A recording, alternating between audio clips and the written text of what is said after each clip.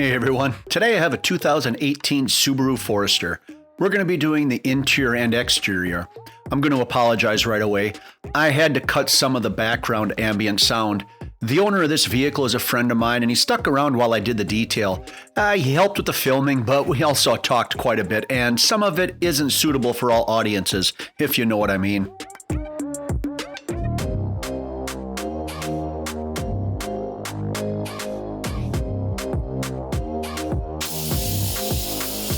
Diving right into the tires on this vehicle. They weren't too dirty, but I still went through the same routine I always do. To get the stuck-on brake dust and dirt, I'm using my Marlex foamer with some PNS brake buster diluted about 2-to-1. The foaming action allows the chemical to work for longer. I also will spray a little bit of concentrated PNS to really work the grime. The first brush used here is a barrel brush with long bristles that can work the inside of the barrels and fit into that tight area behind the brake caliper. This type of brush is a must to get your tires completely clean. Then I use a small detail brush to get around the lugs, and then a long brush with soft bristle to get them completely clean. I spray some super clean on the tires. You can see that stuff work instantly as it pulls away the brown residue. Then I use my stiff bristle tire brush to get them looking new.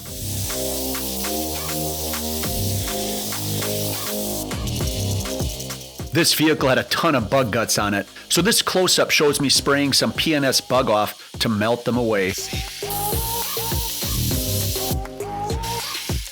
Now I foam the entire vehicle and let it slowly pull away the loose dirt and grime. I'll get a close-up here, and then I'll get some fast action footage of you'll be able to see just how this foam pulls down that vehicle and really pulls away any loose debris and dirt very gently without damaging the paint on the vehicle. And while I've got a moment here, I'd like to remind you, if you enjoy this video, if you like what you're seeing, go on down and hit that thumbs up button, give it a like so that YouTube knows to push this out to more people.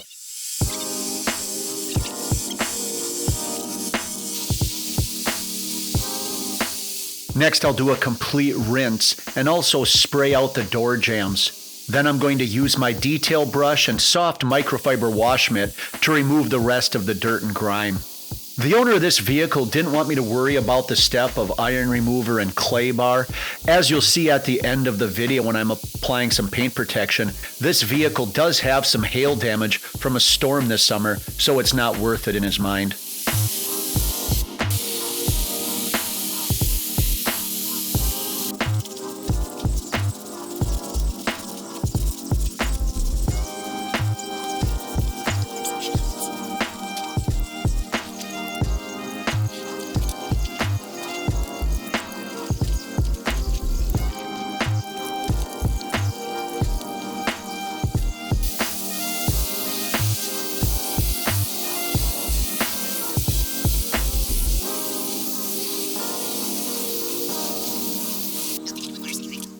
Finally, I dry the vehicle with my microfiber drying towel. Then I'll pull it into the shop and make sure to spray out all the lines and crevices in the vehicle, especially focusing on the door jambs because water really likes to accumulate there, and then run out and put lines in your paint. This vehicle was a little freakish in that it had twice the normal amount of floor mats. The owner got the all-weather floor mat package when he bought this new from Subaru, but he never took out the cloth ones, so we made sure to get them both cleaned up.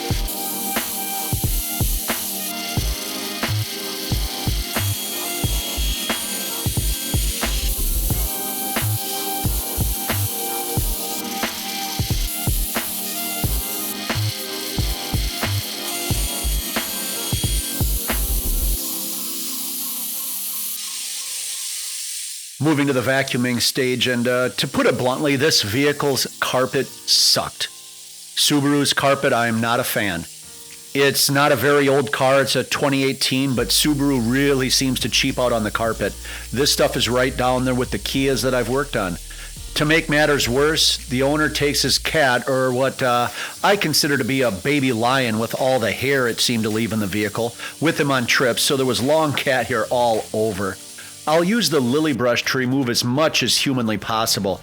Now, it wasn't perfect because there was hair, I literally mean everywhere in this vehicle. I got a little frustrated by the end, but he said it looked great and he didn't care with a little bit of hair that was remaining, but I got it as clean as I possibly could.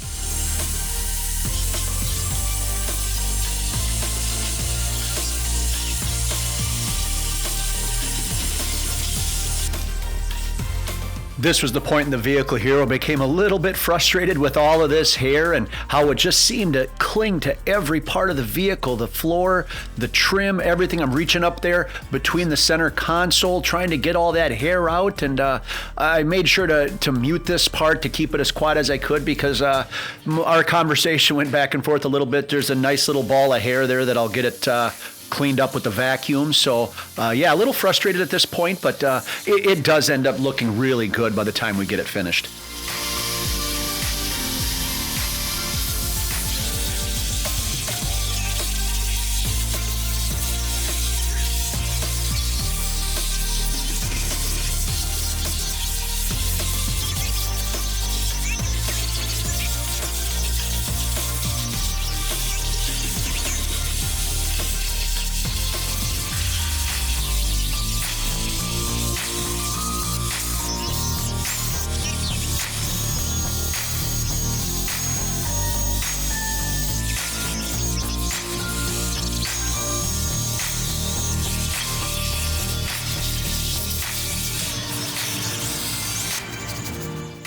As you can hear me talking in this part, the trim was really dirty, but it was no match for the CarPro inside cleaner and my detail brush.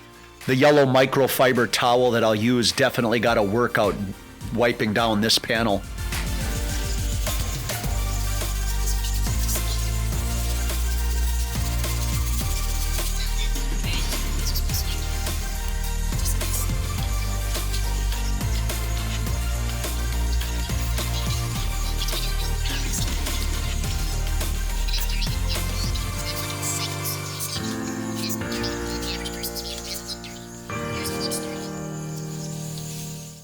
And this right here, ladies and gentlemen, is what happens when you don't clean the trim in your car.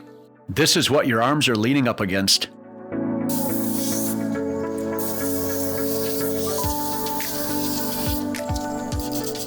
The middle armrest was in really rough shape. I used the CarPro inside to remove as much of the dirt and grime as possible. You'll see I stopped right here. There was a little accident. The overhead light that I used that hangs above us kind of fell on both of our heads. Fortunately, there were no casualties from that accident. And I'll pull out a yellow microfiber towel here and you'll see just how much dirt I'm able to remove using that CarPro inside. But I did actually have to work on it a couple of times to get it looking much, much better. I'll use the same process on the dash and steering wheel, removing the oils and dirt that attaches to these areas, and it really brings them back to life.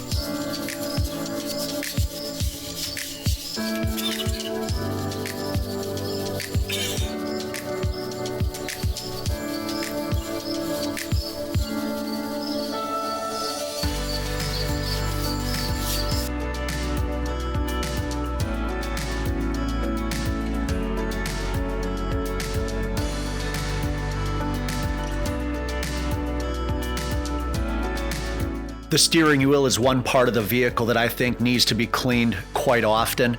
Just imagine the oils on your hands getting onto the steering wheel, dirt and grime attaching to that. You get in the vehicle next time, more dirt and grime attaches on top of the old layer, and that pattern just continues and continues. Now we're on to what I consider my favorite part of the detailing process. With this trim properly cleaned, it's time to restore it and give it some UV protection. My product of choice, as always, you can see is 303 Aerospace Protectant.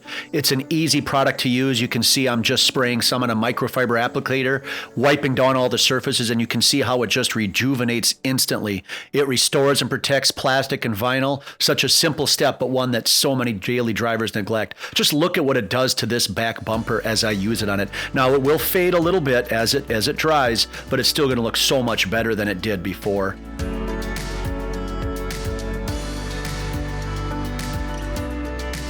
Next, we work on cleaning the glass to give it that finished look.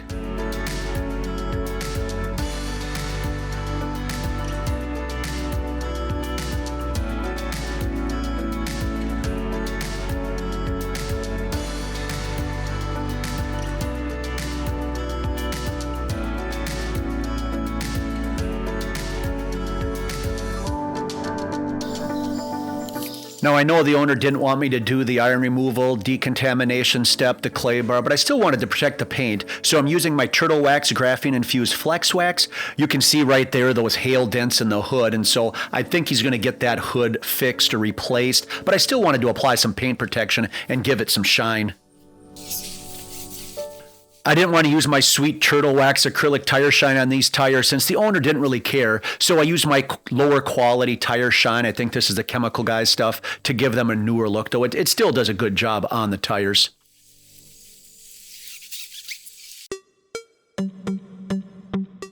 When this vehicle pulled into my yard, it was in pretty rough shape, but again, the owner didn't really care for a full service detail with extractions. He's a single guy that uses this Subaru as a camping catch-all, so it's going to get dirty again right away. Well, hopefully not as dirty as it was.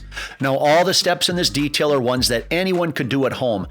Does it require you to go out and purchase a handful of products? Absolutely. But if you're just doing one or two vehicles at home, these products should last you a year or more. I've linked all of the products I use in the description below. You're welcome to buy through them and it'll help to support the channel. Don't forget to go on down and hit that subscribe button and ring the bell so you are notified when I release my videos. I look forward to seeing you in the next one. Until then, keep it clean.